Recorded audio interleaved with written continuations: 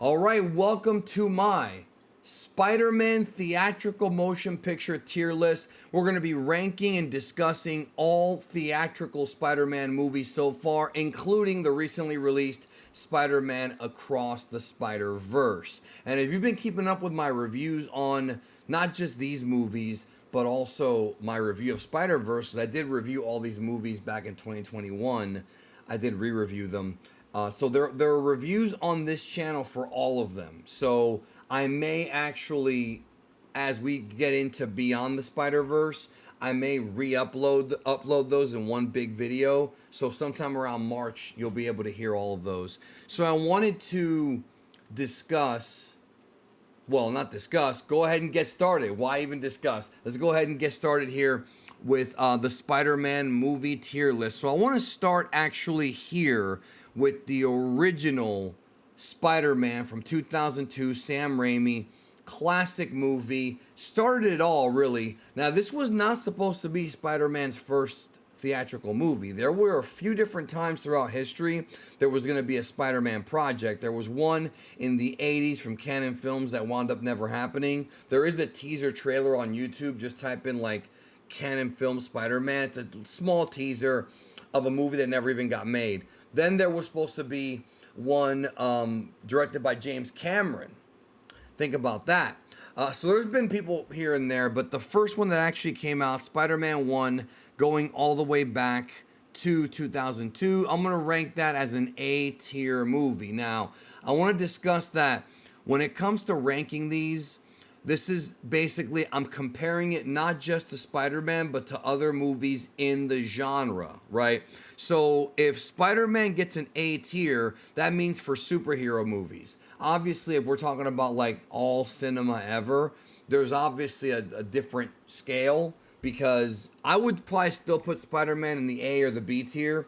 But if you're including like, you know, live action dramas and mystery movies and horror and sci-fi, all the movies throughout history, it might not be ranked so high. So I'm letting you know this is based on Spider-Man movies and my own personal enjoyment of them, not just the filmmaking. So Spider-Man 2, the sequel, the most beloved live action Spider-Man for a long time, Doc Ock, the train scene, I'm going to be making that an easy S tier.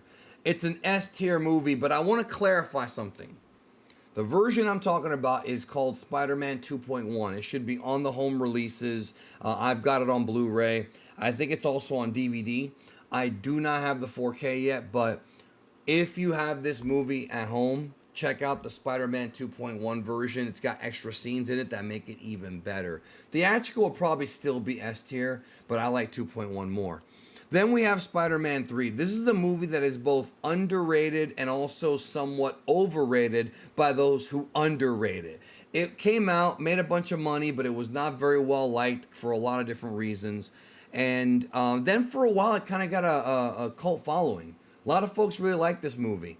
And there's alternate cuts out there for it, but the one that actually came out, I'm going to give it a C tier. Now, before you raise the pitchforks at me, I did rewatch this movie in 2021.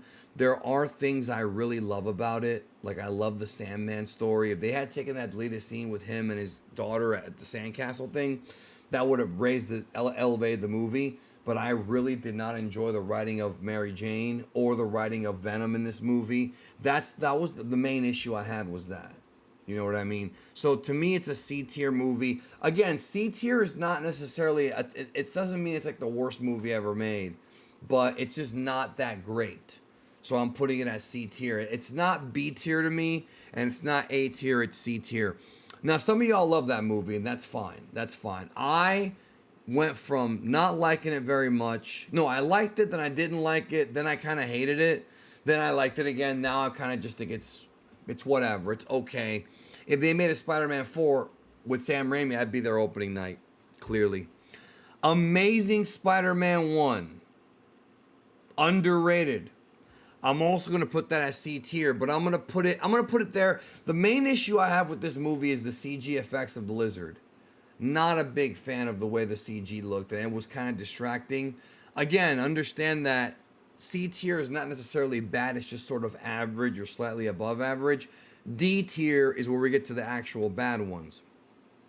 And I wouldn't even put Spider-Man 3 there. Amazing Spider-Man 2. This one's tough. Because there are things about this movie that I hate, and there are things about this movie that I love. I'm going to actually put it B tier. And I know some of y'all, again, won't agree. A lot of y'all think the first Amazing is better. I get it. I totally understand.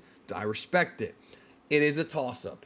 I've talked to fans who like both different. Some like them equally. Some think one is better. Some think two is better. Two, I think, had a lot of problems when it comes to, obviously, the way Electro looked. But there are sequences in two with Spider-Man that are some of the best Spider-Man web slinging of any movie ever. Maybe the best. Maybe the best.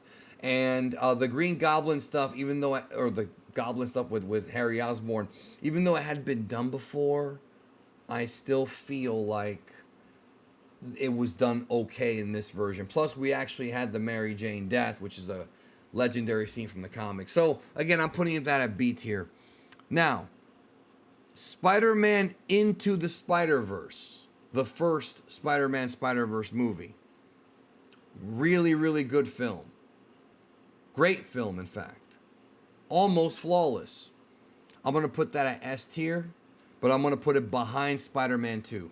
Now, I think Into the Spider-Verse, if you think it's better than Spider-Man 2, that's fair. I think Spider-Man 2.1 beats it. Again, this is just my opinion, but amazing movie. No pun intended. Amazing movie. And really, had that movie not been so amazing from Lord and Miller, we wouldn't even have Across, and certainly not even have it become a trilogy. That's for sure. Spider-Man Homecoming. This one's controversial because when it first came out, it was an important part of the MCU. Spider-Man had debuted in Civil War. He's here. He was beloved. Michael Keaton and Robert Downey really carry this movie. I don't think Tom Holland really found himself until the second one. Really until Infinity War. I thought he was really enjoyable in Infinity War. But Civil War was okay too, but he didn't have much to do there. I like this movie. I'm going to put it at a B tier, though. I'm going to put it ahead of Amazing. Michael Keaton's great. Robert Downey's great. I like the father-son thing with him and Spider-Man. I like the Donald Glover thing. I think this movie is sort of like some of the other ones where they went from being well-loved to having people say, well, it wasn't that good. It's overrated. You know how people on the internet say. I thought it was a good movie. It was a fun little movie. I don't like it as much as the Raimi ones, the first two, but I still had a good time with it. And again, a lot of it is the Vulture. Like, it really is. Far From Home. This movie, I'm going to put it at A tier. I really like this movie. Yes, there's problems. Yes, Peter can get kind of annoying at times. But I really liked... And Mary Jane's... MJ, she's okay. But this movie had an incredible mid-credit scene with J.K. Simmons coming back. Let's not forget how awesome that was when it happened. The looming passing of Iron Man was very emotional in that movie. It was kind of a big story point, but Jake Gyllenhaal as Mysterio was absolutely delightful. Jake Gyllenhaal's great in everything. That's one of my favorite Jake Gyllenhaal roles. So, definitely A tier. I think people have to go back and watch that movie again because it really is a good film. Moving on, we now have No Way Home. This movie made me feel things. It really did. Seeing the reunion of all the old actors coming back, Jamie Foxx, Alfred Molina, of course, Willem Dafoe, who is just destroyed everyone. So everyone in this movie was great, but Willem Dafoe is a league above everybody else as Green Goblin. This movie's so damn good, bro. Like, the death of Aunt May, the ending's a little weird. They could have come up with something better for the ending. I did like him in the spider suit at the very, very end. But the ending was a bit weird. And this movie's one that probably needed to be seen in theaters to be fully enjoyed. I will tell you, this movie is better in theaters than it is at home. When you see it with a crowd who's clapping and cheering for Toby and Andrew and the redemption of Andrew's character, dude, this is an S tier movie. And I'm going to put it above Spider-Man 2 and above Into the Spider-Verse. I love No Way Home. But speaking of the multiverse, which was tapped into in No Way Home, what about Across the Spider-Verse? If you saw my stream the other day, you know what I said. If you follow me on social media, you know what I said. After sitting here and thinking about it, ruminating on it, maybe I'll go see it a couple more times. I do think Across the Spider-Verse is the best Spider-Man movie ever made. The best. The best. This movie, and I have spoiler and non-spoiler reviews up on the channel right now in case you haven't seen it. This movie took the multiverse concept and did it better than No Way Home. Did it better than the MCU has even done it so far. In every way. They wrote, while still being able to write amazing, well-written, and interesting characters.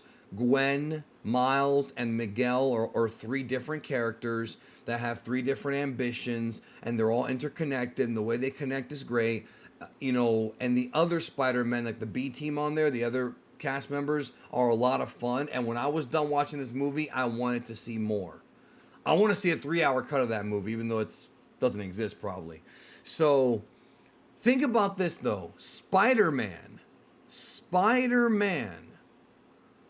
legit has 4 S tier movies in the superhero rankings. How many superheroes can say that? That you have 4 S tier movies? The only other one is Batman.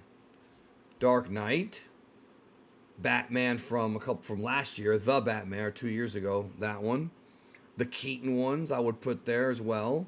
And you could even throw in Dark Knight Rises, Batman Begins. And if you really want to get like theatrical, if you really want to go there, Mask of the Phantasm. Maybe I'll do that tier list next. But you see what I'm saying? Like, other than Batman, Spider-Man has the most S tier movies. That's a good thing. That is not just good, that's great. So those are my listings right there in order. Across the Spider-Verse is my favorite, followed by No Way Home, Spider-Man 2, and Into the Spider-Verse. They're all interchangeable though, because I always enjoy them. They're enjoyable. Then other enjoyable movies, Spider-Man 1 and Far From Home. And then we have Homecoming and Amazing. And then we have, Amazing 2. And then we have 3 and Amazing 1. What do you think? Let me know down below. Take care. I'll see you in the next video. Peace.